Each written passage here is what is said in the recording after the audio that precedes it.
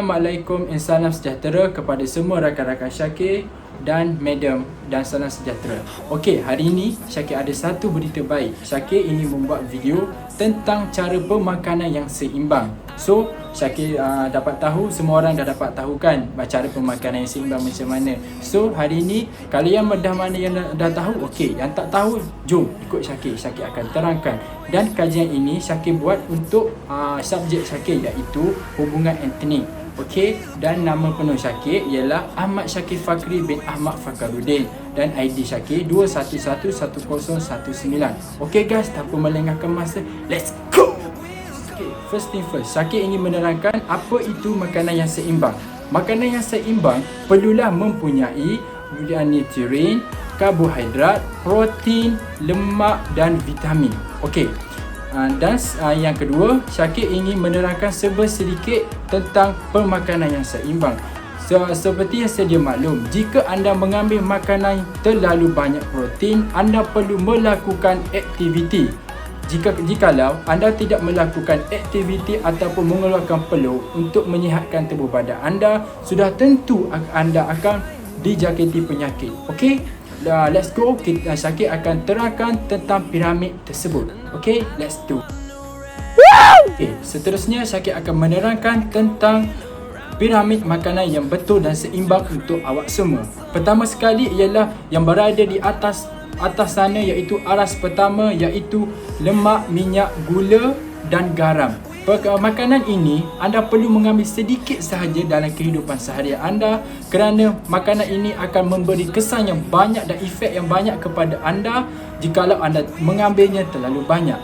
Okey, seterusnya Syakir akan menerangkan tentang aras yang kedua. Di situ adanya susu, ayam dan daging. Ini akan memberi protein kepada kita untuk menambahkan kesegaran ke dalam tubuh badan kita. Dengan adanya kesegaran ini dalam tubuh badan kita akan dapat membuat berbagai aktiviti dan tidak akan memberi kesan kesihatan kepada kita. Okey, seterusnya Syakir akan menerangkan di bahagian yang ketiga. Oh my god! Wow! Banyak makanan seperti buah-buahan dan sayur-sayuran. Ini amatlah penting untuk kita kerana ianya dapat memberi kesan dan efek yang baik untuk kita. Sekejap lagi saya akan menerangkan tentang kebaikan dan keburukannya. Okey? Seterusnya di bahagian bawah sekali. Di bahagian bawah sekali kita boleh dapat lihat adanya nasi, roti, bijiran atau sebagainya. Di sini Syakir nak menekankan ini amat penting kerana ianya dapat mengekalkan, dapat memberi protein kepada tubuh badan kita. Apabila protein ada dalam tubuh badan kita, kita boleh membuat apa yang kita suka. Okey? Dan seterusnya Syakir akan menerangkan tentang kebaikan dan keburukan jikalau anda semua tidak mengamalkan makanan yang seimbang. Okey, let's go. Okey, di sini Syakir akan menerangkan tentang kesan jikalau anda tidak mengambil makanan yang seimbang. Okey, yang pertama sekali anda akan mengalami obesiti. Yang kedua, anda akan mengalami akibat rosak gigi. Yang ketiga, anda akan mengibatkan fungsi otak anda tidak stabil. Yang keempat, anda akan mengalami penyakit kronik. Okey, Syakir akan hurai satu persatu. Pertama sekali, penyakit obesiti. Obesiti ini merupakan berat badan yang berlebihan. Dan obesiti ini akan mendorong anda mengalami pelbagai penyakit seperti kencing manis dan sebagainya. Yang kedua ialah rosak gigi anda. Okey, gigi ni rosak. Okey, boleh bayang. Di sini kita dapat lihat apabila dengan pengambilan gula ataupun makanan yang tidak seimbang, gigi anda akan mudah rosak kerana gula itu dapat memberi kesan negatif kepada gigi anda, dan anda dapat lihat di sini itu ialah kesan yang tidak mengamalkan makanan yang seimbang. Okey, seterusnya What? Bro, what are you talking about, man? Seterusnya Syakir akan menerangkan tentang masalah fungsi otak.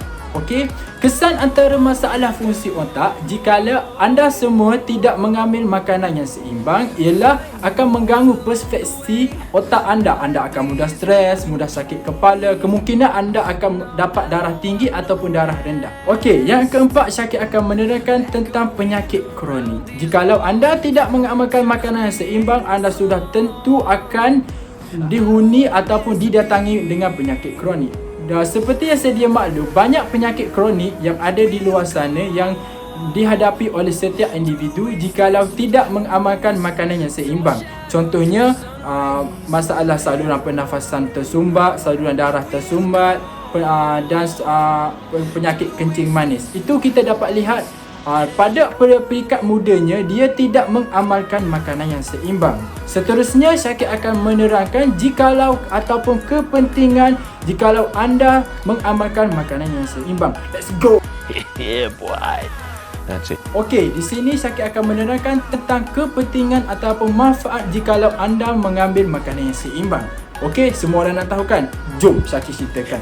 Pertama sekali, anda dapat mengawal diri anda daripada masalah obesiti. Masalah obesiti yang Syakir terangkan tadi, tubuh badan kita akan menjadi gemuk. Like that, okey? Yang kedua ialah anda dapat merawat kecantikan paras rupa anda. Seperti yang sedia maklum, banyak produk yang di luar sana mengambil inisiatif untuk menghasilkan sesuatu produk dengan menggunakan buah-buahan ataupun sayur-sayuran. Okey, di situ kita dapat lihat apabila anda sering mengamalkan makanan yang seimbang, sudah tentu muka anda akan menjadi lebih cantik. Bak Nilofa, bak Aaron Aziz, cantik dan tampan bergaya macam tu. Okay, yang terakhir, Syakir akan menerangkan tentang mengurangkan resiko menghadapi penyakit. Okey, di sini amatlah penting jikalau anda mengambil makanan yang seimbang. Okey, kita dapat lihat anda akan dapat membuat pelbagai aktiviti untuk kehidupan seharian anda. Contohnya bersukan, bermain badminton dan sebagainya. Okey, di situ kita dapat lihat tubuh badan seseorang itu jikalau tidak mempunyai sebarang penyakit, dia dapat membuatkan pelbagai aktiviti yang dia ingini.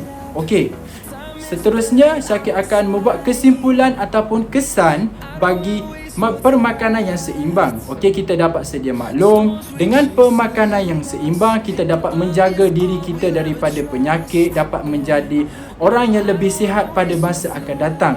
Dengan ini dapat membantu kita untuk menyihatkan tubuh badan kita bukan daripada segi luaran tetapi dalaman, dianya dapat berfungsi dengan baik. Okey, jikalau dia tidak berfungsi dengan tidak baik, insya-Allah, dan Syakir bukan nak kata Syakir doakan, tapi insya-Allah anda akan pendek umur. Okey?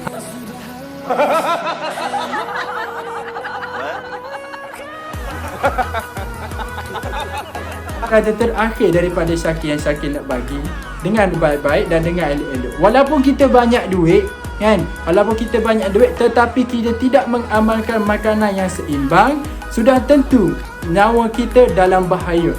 Bam! Bye bye. Semoga berjumpa lagi. Sekian, terima kasih daripada Syakir. Assalamualaikum.